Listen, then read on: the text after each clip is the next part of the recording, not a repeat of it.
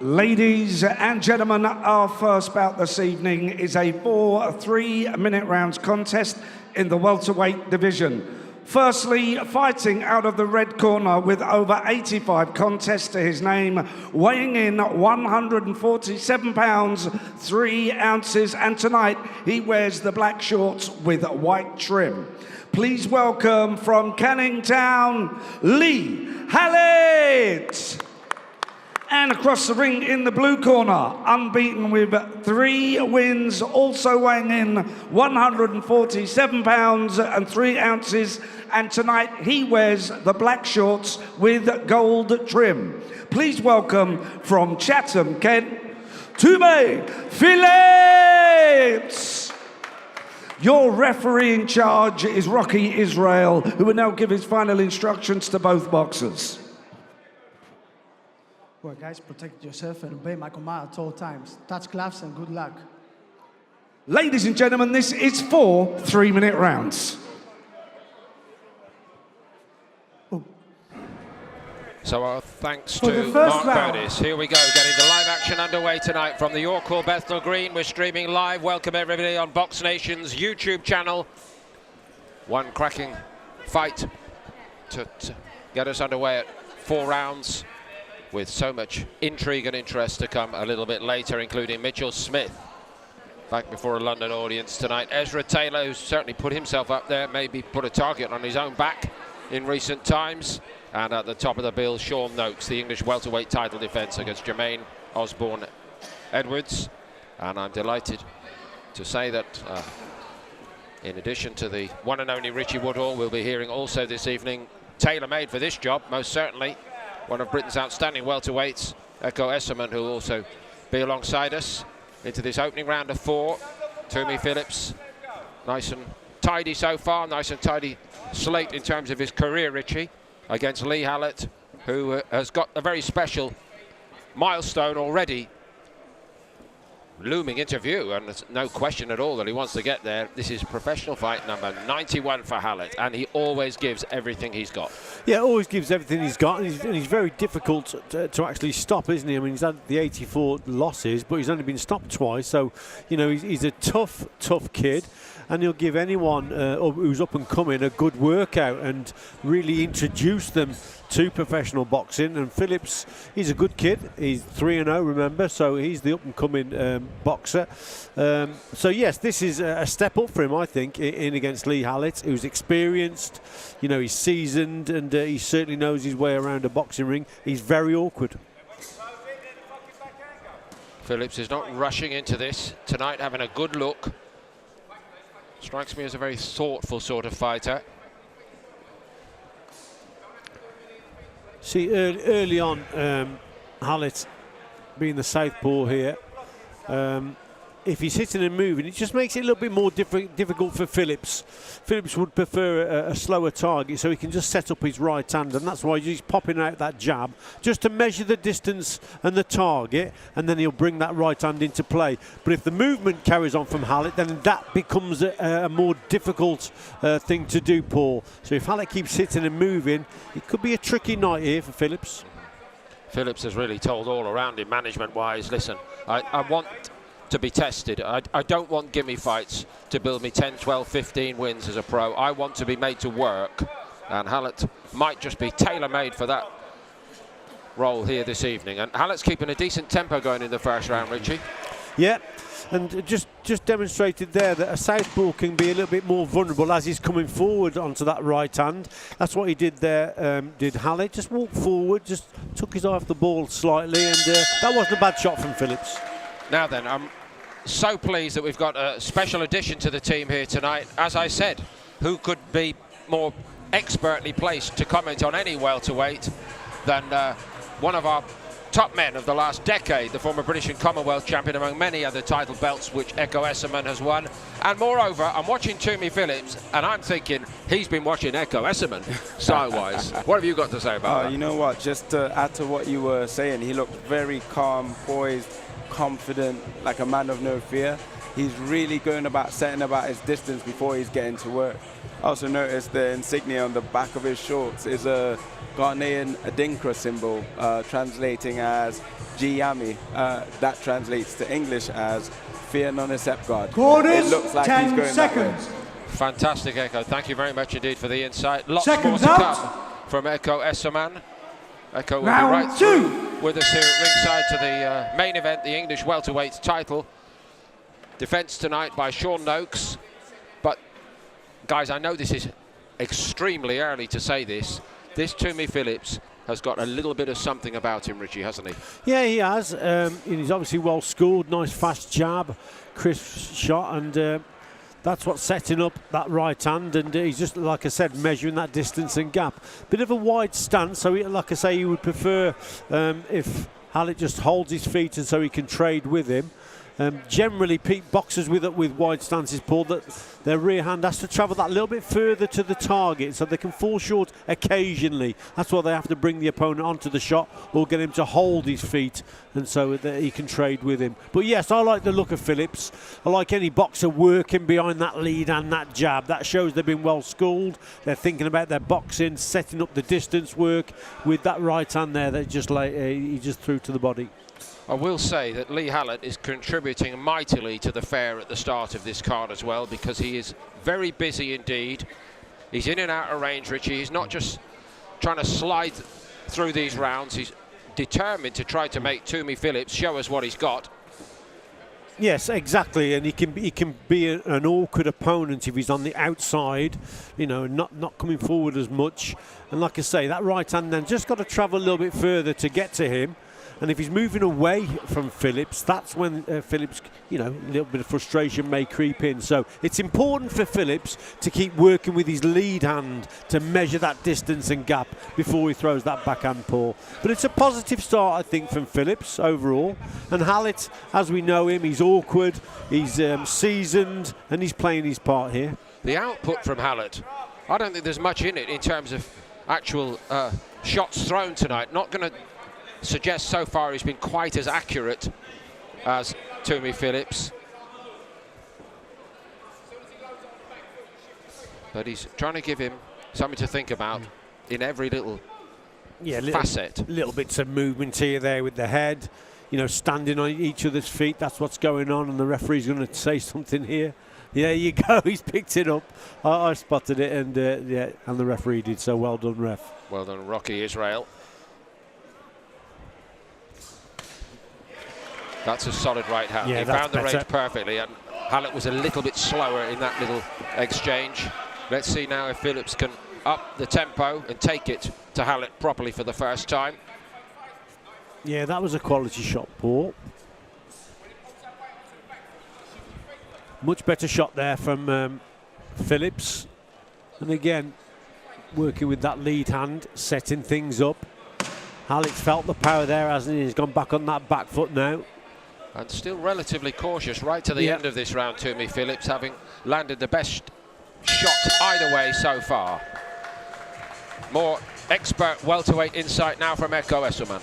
Yeah, I like the way Tumi was shifting his weight over his front and his back foot, kind of lulling Lee into that false sense of distance.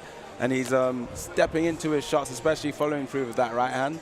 And it was also notable that having his boots being stepped on did not deter him at all. He's beautifully calm in there. It is uncanny to me. You know, there are so many aspects to his style which really do echo Esserman. I've got a whole list of other terrible jokes, incidentally, for later on the show tonight. There's an opener for you. But, you know, I truly do think, Echo, that he has been looking at you, looking at the way you've developed, and seen so much that he wants to emulate. And of course, that's the most sincere form of flattery, isn't it? Yeah, well, that's what you want, really. Everyone from the out. grassroots level building up. But I want to see whether he's got the Echo Esserman engine. Ooh, because that's trademark. And that is from, I doubt it. I doubt it too. And that's from the feet up, isn't it? You come back to us on that maybe at the end of the next round. So the third round of four here, the welterweight opener tonight. And Lee Hallett has felt one or two in the exchanges at the end of the previous round and at the start of this round. And Echo Esserman suggested it. And Tumi Phillips is starting to just increase the pressure a little bit.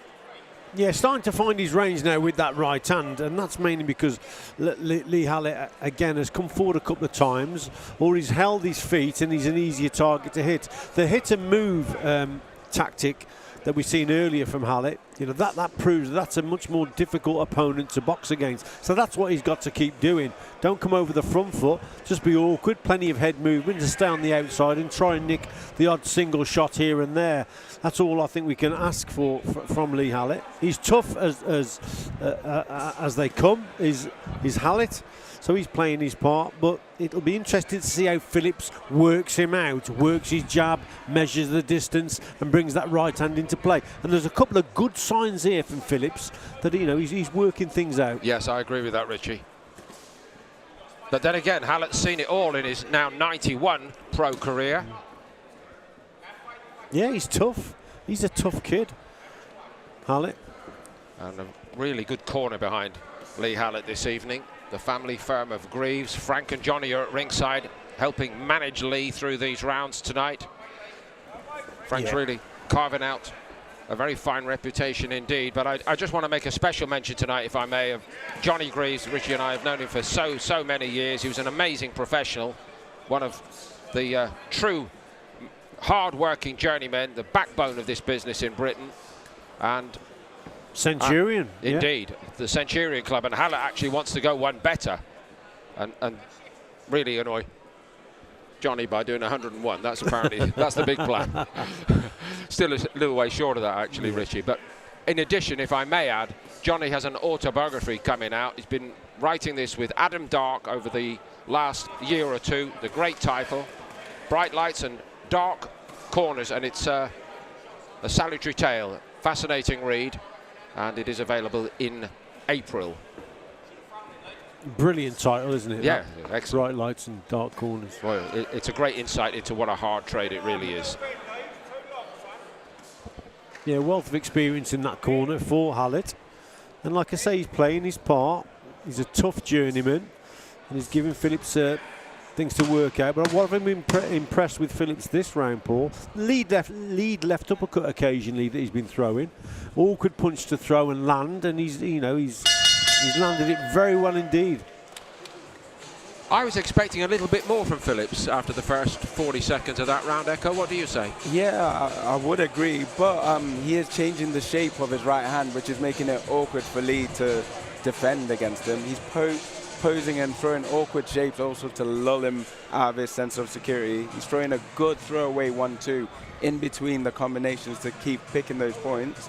I think, if anything, he's putting too much on some of the shots, and maybe he can just up the work rate and really squeeze him and turn the screw that way. Here's one or two little pieces of his work from that round. Yeah, that lead left uppercut, Echo, that was impressive, wasn't it? Yeah. And the throwaway right hand after that. Corners, 10 seconds. He's got most of the shots though, hasn't he, Echo? Oh, yeah, Phillips. he Seconds definitely out. does. I think it's a thing about learning when For to the use them fourth and how and often final round. Indeed. So this is the fourth of 4 rounds. Lee Hallett's job tonight, of course, is to hear the bell at the end of the round to complete professional fight number 91. It's only professional fight number 4 for Tumi Phillips, who's based in Chatham. A new addition to the welterweight rankings in England and therefore, by extension, in GB. There's quite a buzzer about him, given that he was certainly a very impressive amateur in terms of talent. The phrase I heard used about him as an amateur, Richie, was that he tended to box to the level of the opposition. Now, that is not going to be enough in the pro game, is it? No, it isn't. But what it does probably suggest that he's probably got a lot more left in the tank. Yes. To use. But yeah, I mean, just let your shots go and enjoy your boxing. So, you know, he's in a different ball game now, a different sport, really. Amateur boxing and professional boxing, totally different. And you have to prepare for them, I think, differently in the mindset, in the longer duration of the contest and things like that. So things will be different. But if you have got plenty left in the tank, well, that's a good sign, actually, Paul. But certainly in the pro game, in the pro ring, then yeah, you let it all out, mate.